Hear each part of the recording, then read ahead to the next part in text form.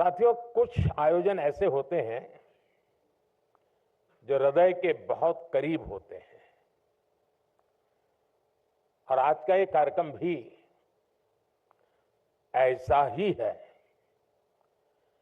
Nation building के लिए बेहतर सिटीजन्स का डेवलपमेंट जरूरी है। व्यक्ति निर्माण से राष्ट्र निर्माण, जन से जगत, जन से जग, ये किसी भी ऊंचाई को प्राप्त करना है, विशालता को पाना है, तो आरंभ जन से ही शुरू होता है। हर क्षेत्र में बेहतरीन लीडर्स का डेवलपमेंट बहुत जरूरी है और समय की मांग है। और इसलिए the School of Ultimate leadership की स्थापना विकसित भारत की विकास यात्रा में एक बहुत महत्वपूर्ण और बहुत बड़ा कदम है। इस संस्थान के नाम में ही सोल है, ऐसा नहीं है। ये भारत की सोशल लाइफ की सोल बनने वाला है और हम लोग जिससे भली भांति परिचित है, बार बार सुनने को मिलता है, आत्मा। अगर इस सोल को उस भाव से देखें तो ये आत्मा की अनुभूति कराता है। मैं इस मिशन से जुड़े सभी साथियों का, इस संस्थान से जुड़े सभी महानुभावों का हृदय से बहुत बहुत अभिनंदन करता हूं।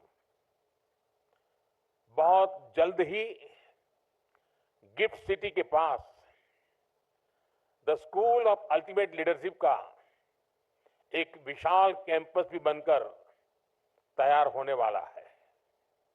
और अभी जब मैं आपके बीच आ रहा था तो चेयरमैन श्री ने मुझे उसका पूरा मॉडल दिखाया, प्लान दिखाया। वाकई मुझे लगता है कि आर्किटेक्चर की दृष्टि से भी ये लीडरशिप लेगा।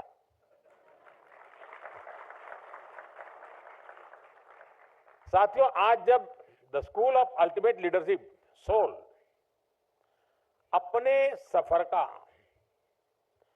पहला बड़ा कदम उठा रहा है, तब आपको ये याद रखना है कि आपकी दिशा क्या है, आपका लक्ष्य क्या है।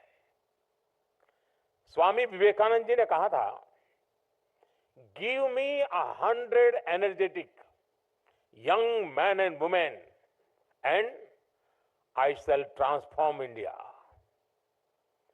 स्वामी विवेकानंद जी भारत को गुलामी से बाहर निकालकर भारत को ट्रांसफॉर्म करना चाहते थे और उनका विश्वास था कि अगर 100 लीडर्स उनके पास हो तो वो भारत को आजादी नहीं बल्कि दुनिया का नंबर 1 देश बना सकते हैं।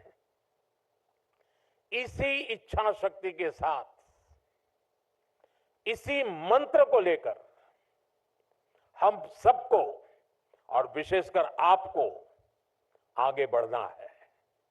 आज हर भारतीय 21वीं सदी के विकसित भारत के लिए दिन रात काम कर रहा है। ऐसे में 140 करोड़ के देश में भी हर सेक्टर में, हर वर्टिकल में, जीवन के हर पहलू में हमें उत्तम से उत्तम लीडरशिप की जरूरत है। सिर्फ पॉलिटिकल लीडरशिप नहीं, जीवन के हर क्षेत्र में स्कूल ऑफ अल्टीमेट लीडरशिप के पास भी 21st सेंचुरी की लीडरशिप तैयार करने का बहुत बड़ा स्कोप है।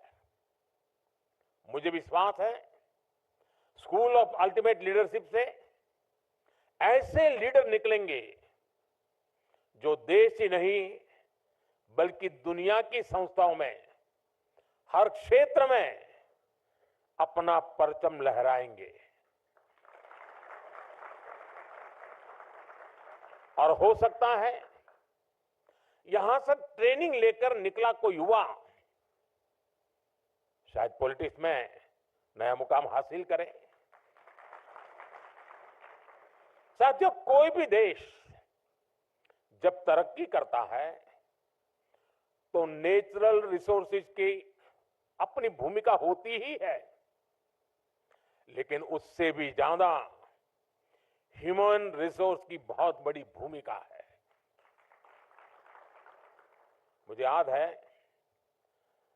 जब महाराष्ट्र और गुजरात के अलग होने का आंदोलन चल रहा था, तब तो हम बहुत बच्चे थे, लेकिन उस समय एक चर्चा ये भी होती थी कि गुजरात अलग होकर के क्या करेगा। उसके पास कोई प्राकृतिक संसाधन नहीं है,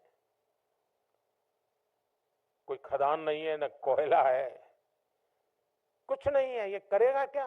पानी भी नहीं है, रेगिस्तान है, और उधर पाकिस्तान है, ये करेगा क्या?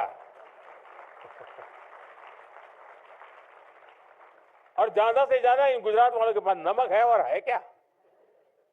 लेकिन लीडरशिप की ताकत देखिए, आज वही गुजरात सब कुछ है।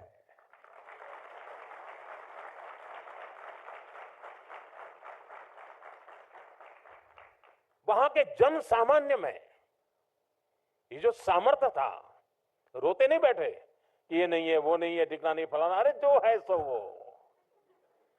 गुजरात में डायमंड की एक भी खदान नहीं है, लेकिन दुनिया में 10 में से 9 डायमंड वो हैं जो किसी न किसी के गुजराती का हाथ लगा हुआ होता है। मेरा कहने का तात्पर्य यह है कि सिर्फ संसाधन ही नहीं, सबसे बड़ा सामर्थ्य होता है ह्यूमन रिसोर्स में,